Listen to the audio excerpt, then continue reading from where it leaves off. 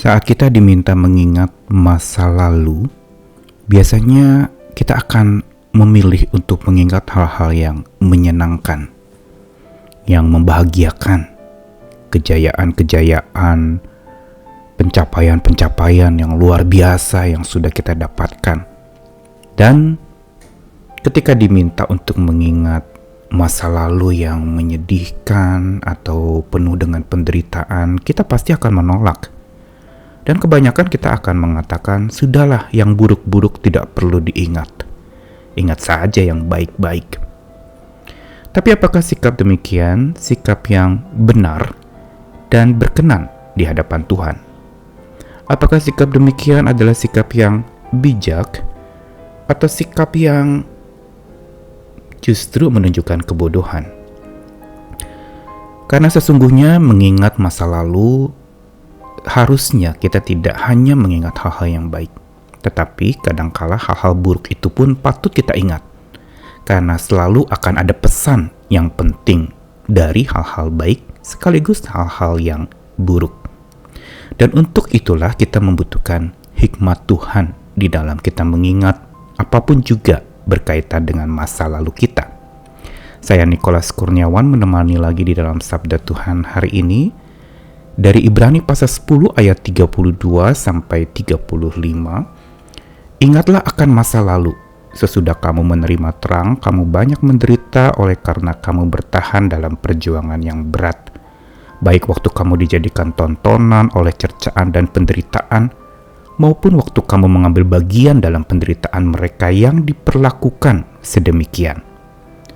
Memang kamu telah turut mengambil bagian dalam penderitaan orang-orang hukuman. Dan ketika harta kamu dirampas, kamu menerima hal itu dengan sukacita. Sebab kamu tahu bahwa kamu memiliki harta yang lebih baik dan yang lebih menetap sifatnya. Sebab itu janganlah kamu melepaskan kepercayaanmu, karena besar upah yang menantinya. Bagian dari surat Ibrani pasal 10 ini ingin memberitahukan kepada kita tentang bagaimana kita bisa mengingat masa lalu dengan bijak. Bukan sekedar mengingat hal-hal yang baik-baik saja atau yang membahagiakan, keberhasilan-keberhasilan dan kesuksesan kita, tetapi juga mengingat seluruhnya dari sorot pandang hikmat Tuhan. Karenanya penulis surat Ibrani mengingatkan kepada orang-orang percaya pada waktu itu untuk mengingat masa lalu secara lengkap, bukan saja masalah hal-hal yang membahagiakan. Seperti dikatakan di situ, sesudah kamu menerima terang. Tentu saja menerima terang itu adalah hal yang membahagiakan. Tetapi juga dikatakan kamu banyak menderita oleh karena kamu bertahan dalam perjuangan yang berat. Penderitaan pun patut untuk diingat.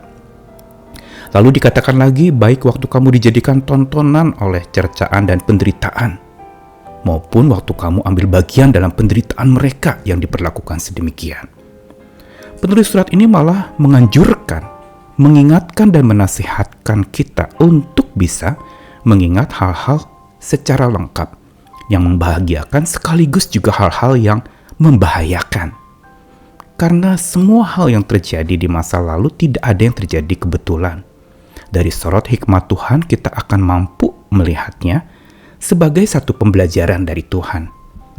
Dan sekalipun masa lalu itu adalah sesuatu yang berupa kejatuhan yang sempat membahayakan, itu bisa dipakai oleh Tuhan justru untuk mendewasakan. Atau sesuatu yang mengerikan, bahkan kita mencoba untuk melupakan sedemikian rupa, sesungguhnya itu bukan cara yang tepat.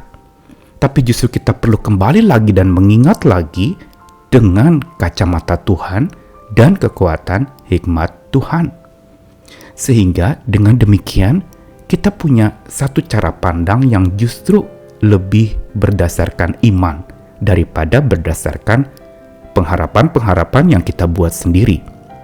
Karenanya dikatakan memang kamu telah turut ambil bagian dalam penderitaan orang hukuman dan kamu menerima hal itu dengan sukacita. Apa yang dikatakan di sini justru memberitahukan bahwa orang-orang itu yang mengingat bahkan pernah menderita bersama dengan orang-orang yang ada pada waktu itu ketika harta mereka dirampas, justru dikatakan mereka bersukacita.